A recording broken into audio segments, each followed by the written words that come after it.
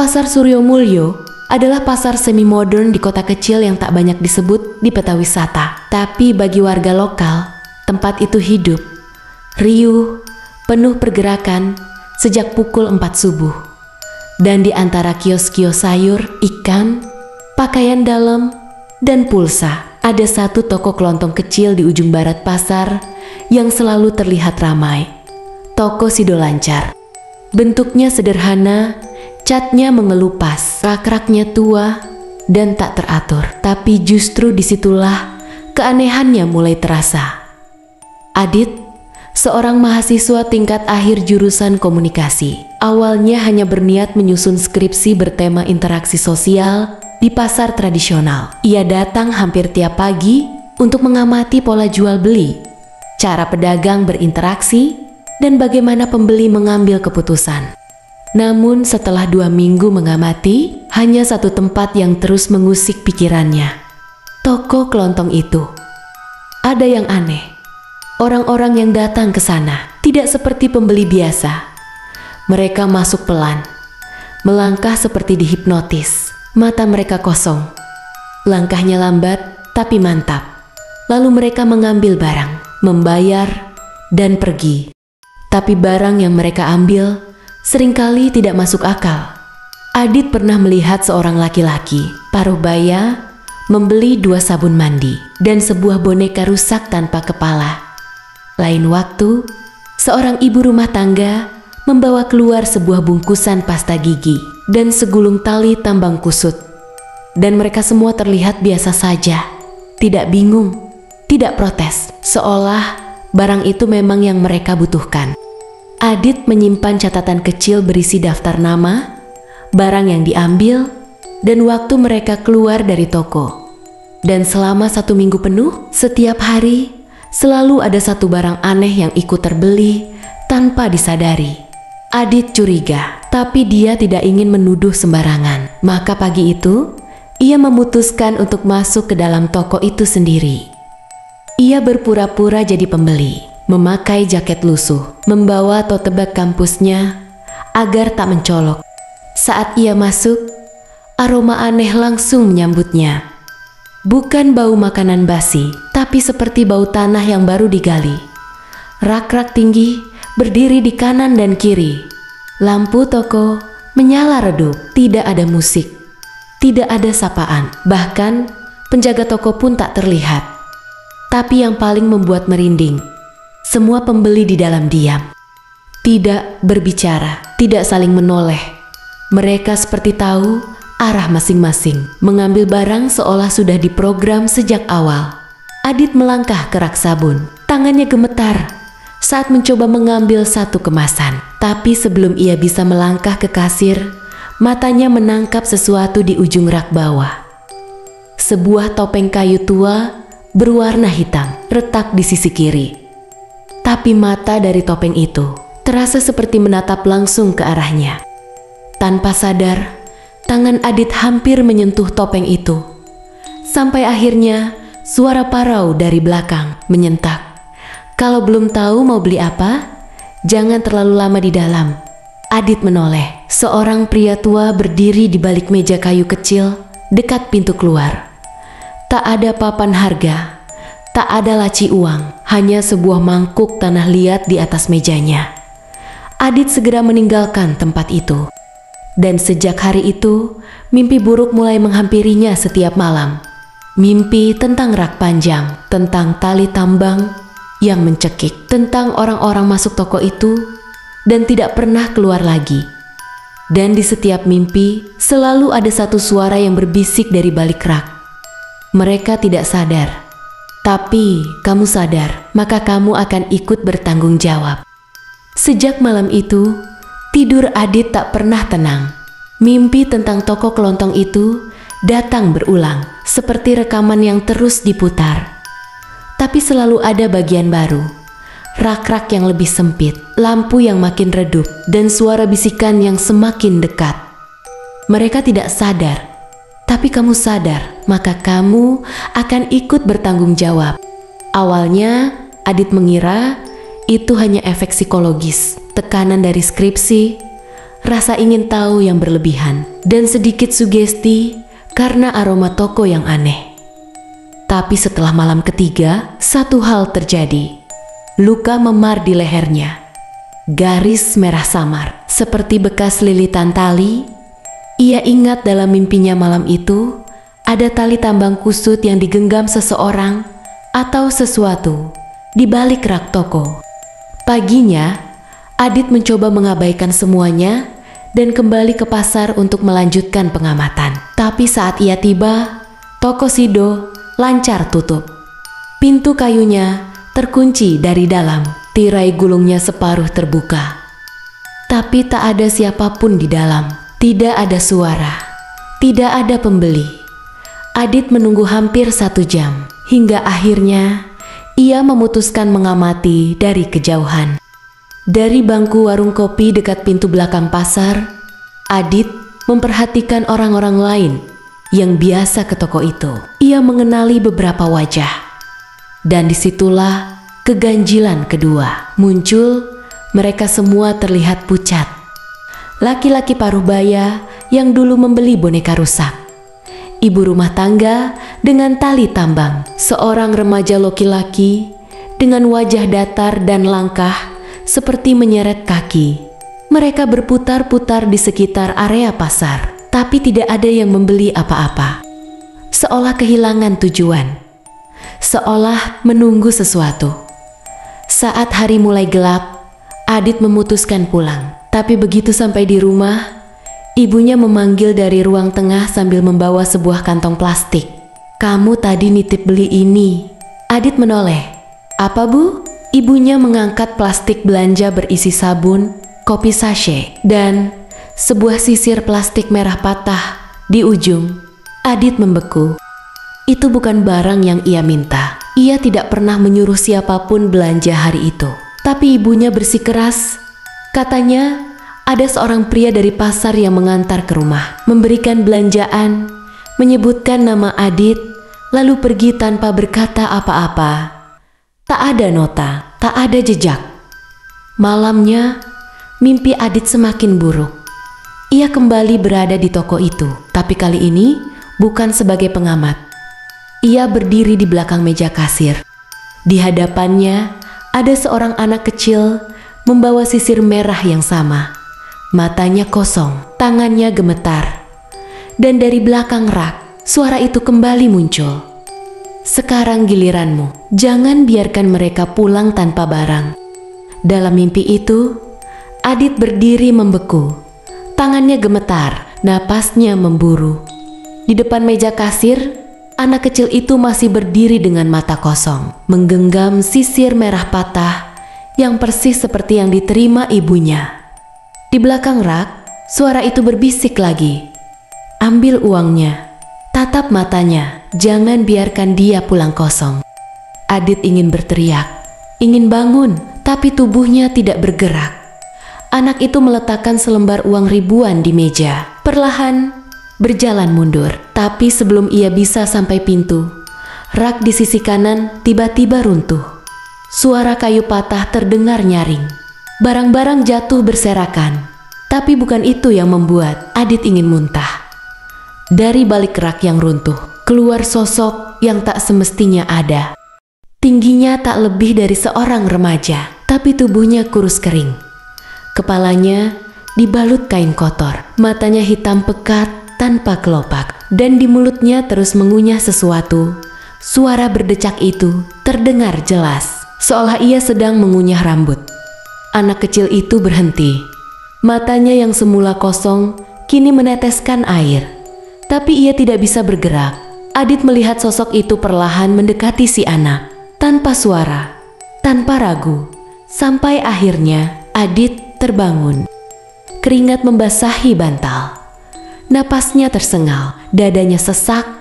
Ia melihat ke sekeliling. Kamarnya masih gelap, hening, tapi jantungnya tidak tenang. Paginya, Adit mencoba menenangkan diri dengan kembali ke kampus, meninggalkan pasar, menunda riset. Tapi pikirannya tak bisa lepas dari mimpi itu. Dan mimpi itu bukan mimpi terakhir. 3 hari berikutnya, ia bermimpi menjadi bagian dari toko itu. Kadang berdiri di kasir, kadang menyusun rak. Kadang ia melihat dirinya sendiri duduk di pojok toko. Seperti patung, dia menatap pembeli yang masuk satu persatu. Dan yang paling menakutkan, setiap mimpi itu, wajah para pembeli selalu wajah yang sama. Orang-orang yang pernah ia lihat membeli barang aneh di dunia nyata. Suatu malam, Adit tidak bisa tidur. Ia duduk di meja belajarnya, mencoba mencatat kembali apa yang ia alami, membuat peta, pola, tapi tak satu pun masuk akal. Sampai tiba-tiba pintu kamarnya diketuk 3 kali. Pelan, rata, tanpa suara siapapun di luar. Ia membuka pintu. Kosong, tak ada orang. Tapi di lantai ada satu barang yang diletakkan rapi. Sebuah sisir merah, patah di ujung, basah, seperti baru dicuci dari sesuatu yang kotor. Adit tak berani menyentuhnya. Ia bungkus dengan plastik, sembunyikan dalam laci. Tapi malam itu, mimpinya berubah. Kali ini, toko itu tidak hanya ada di tidurnya. Toko itu muncul di balik cermin kamarnya. Rak-raknya terlihat samar. Lampu temara menyala perlahan, dan suara kasir tua terdengar dari dalam cermin. Tugasmu belum selesai, sekarang kamu bagian dari toko ini. Setelah malam itu, Adit mulai kehilangan batas antara mimpi dan nyata. Setiap kali ia berkaca, cermin kamarnya bukan hanya memantulkan bayangan. Kadang ia melihat rak-rak toko di belakangnya, berdiri tegak di ruang kosong yang tak seharusnya ada. Kadang, ia melihat orang-orang yang pernah ia lihat di pasar, berjalan perlahan melewati pantulan kaca, tapi tak ada siapapun di kamarnya. Adit menutupi cermin dengan kain putih, tapi kain itu selalu terlepas sendiri saat malam tiba. Ia tak lagi ke pasar, tak lagi membuka buku skripsi, tak lagi menjawab pesan dari dosennya. Hari-harinya diisi dengan rasa takut yang perlahan berubah menjadi obsesi. Sebab kini Adit tahu toko itu masih hidup. Dan lebih dari itu, toko itu sedang mencarinya. Satu malam, ia bermimpi kembali berdiri di depan rak. Tapi kali ini tidak ada pelanggan, tidak ada suara. Hanya satu benda di atas rak. Sisir merah patah yang kini mulai membusuk.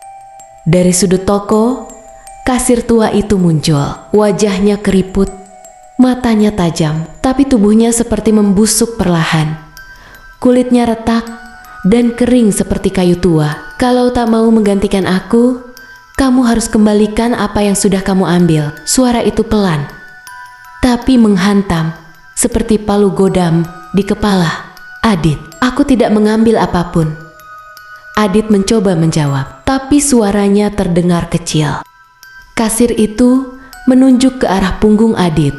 Saat ia menoleh ke belakang di sana, berdiri anak kecil yang sama yang dulu membawa sisir merah. Tapi wajah anak itu kini membiru. Lehernya terikat tali tambang. Dan matanya kosong, seperti sudah tidak ada jiwa di dalamnya. Adit terbangun dengan jeritan, tapi kali ini bukan dari dirinya, dari ibunya, di ruang tengah. Ia berlari, dan di sana, di ruang tamu ibunya, berdiri dengan wajah pucat. Tangannya gemetar, menunjuk ke lantai. Di depan pintu rumah, tergeletak sebentuk kantong belanja plastik. Isinya sabun, kopi, dan sisir merah patah yang sama. Tapi kini, ada nota kertas kecil yang menempel di sisir itu. Tulisannya bukan tulisan tangan, melainkan seperti hasil ketikan mesin tik lama. 1, belum cukup. Mereka harus pulang dengan barang. Adit membuang kantong itu ke tempat sampah, menyiramnya dengan cairan pembersih, dan membakarnya di halaman belakang. Tapi api itu tidak pernah menyala besar, seolah enggan menghanguskan benda tersebut. Dan malam itu, cermin kamarnya retak untuk pertama kalinya. Retak seperti wajah topeng hitam yang dulu ia lihat di toko itu. Dari retakan itu, samar-samar terdengar suara. Tapi kali ini, bukan suara si kasir tua. Suara itu, suara anak kecil. pelan, gemetar. Kalau aku nggak pulang, siapa yang gantiin aku belanja besok? Malam itu, Adit tidak tidur. Suara dari balik cermin itu terus berulang. Bukan hanya sekali. Anak kecil itu seperti terjebak di sana.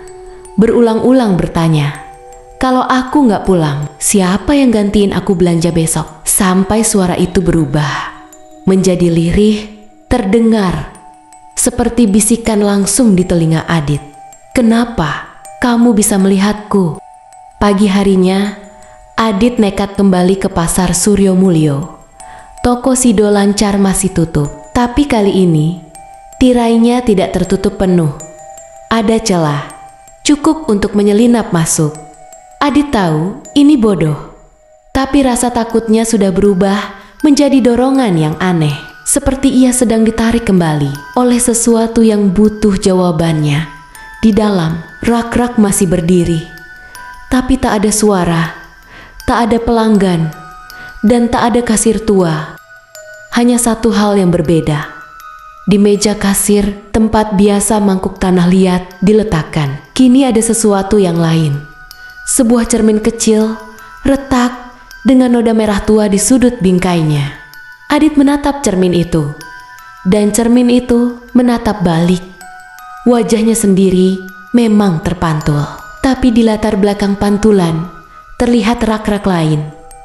Ruang yang lebih dalam, seperti toko itu memiliki lorong yang tak pernah ada sebelumnya. Dan dari bayangan itu, anak kecil tadi berjalan keluar. Langkahnya kecil, kakinya tidak menyentuh lantai, tapi bayangannya tetap menapak. Adit mundur, tapi di belakangnya toko sudah berubah. Rak yang tadinya rapat kini membentuk koridor. Lampu toko redup dan semua barang di rak adalah barang-barang yang pernah ia lihat terbeli oleh orang lain. Boneka rusak, tali tambang kusut, sisir patah, topeng kayu hitam. Adit berjalan pelan dan semakin dalam ia masuk. Suara-suara mulai terdengar. Suara para pembeli. Mereka berbicara satu persatu, seperti terjebak dalam kaset rusak. Saya nggak pernah beli ini. Tolong saya pulang. Kenapa saya di sini? Lalu semuanya hening. Adit tiba di ujung lorong. Di sana ada pintu kayu kecil. Di atasnya tergantung tulisan yang diukir kasar. Yang bisa melihat tak akan pernah lolos. Adit ingin berbalik. Tapi suara anak kecil itu kembali terdengar. Lebih dekat, lebih tajam. Kamu sadar terlalu cepat. Kita semua nggak boleh sadar. Kalau kamu sadar, maka semua ini harus kamu lihat sampai habis. Pintu di depannya terbuka perlahan. Dan di dalamnya, bukan ruangan, bukan toko, bukan dunia nyata, tapi sebuah ruang gelap, penuh dengan cermin kecil, ribuan. Semua menghadap ke tengah. Dan di tengah ruangan itu, satu cermin lebih besar dari yang lain. Dan di dalamnya terlihat Adit sendiri sedang menatap ke arahnya. Tapi bukan Adit yang tadi. Wajahnya lebih tua, matanya merah. Dan di cermin itu, ia sedang berdiri di luar toko, di dunia nyata, menatap langsung ke Adit yang ada di dalam.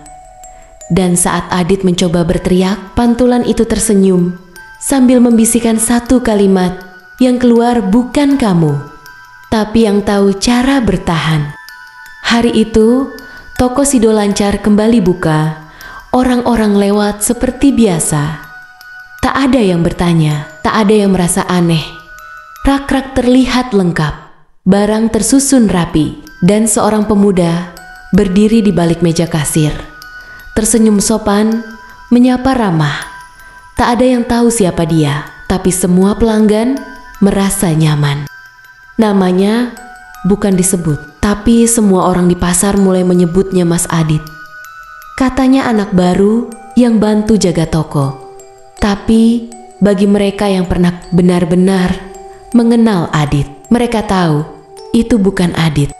Di dalam toko, di balik semua rak, di tempat yang tak pernah dilihat oleh mata biasa ada sebuah ruangan kecil tanpa pintu.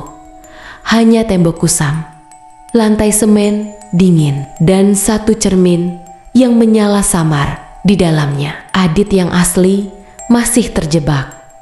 Ia tidak bisa berbicara, tidak bisa bergerak bebas, tubuhnya masih utuh, tapi pikirannya tercerai. Karena di ruangan itu, setiap detik ia menyaksikan orang-orang datang ke toko, membeli barang-barang aneh, pulang dengan wajah kosong, lalu hilang dari dunia. Dan lebih mengerikan lagi, setiap orang yang datang kini membawa satu hal baru: potongan dirinya sendiri, senyum yang dicuri, suara yang tak pernah kembali. Dan Adit hanya bisa menyaksikan dari balik cermin. Lalu suatu hari, seseorang berdiri lama di depan kaca toko. Seorang perempuan muda membawa buku catatan. Sepertinya mahasiswa, wajahnya penasaran, matanya gelisah. Dan dari balik cermin, Adit berusaha berteriak, "Jangan terlalu lama menatap, jangan terlalu lama memperhatikan." Tapi perempuan itu tetap menatap ke arah toko. Lalu pelan-pelan ia tersenyum kecil. Dan di balik rak toko, sosok-sosok samar mulai berdatangan lagi. Mereka menyambut tamu baru. Sebab mereka tahu yang sadar terlalu cepat akan melihat semuanya. Dan yang melihat semuanya tak bisa keluar sebagai diri yang sama.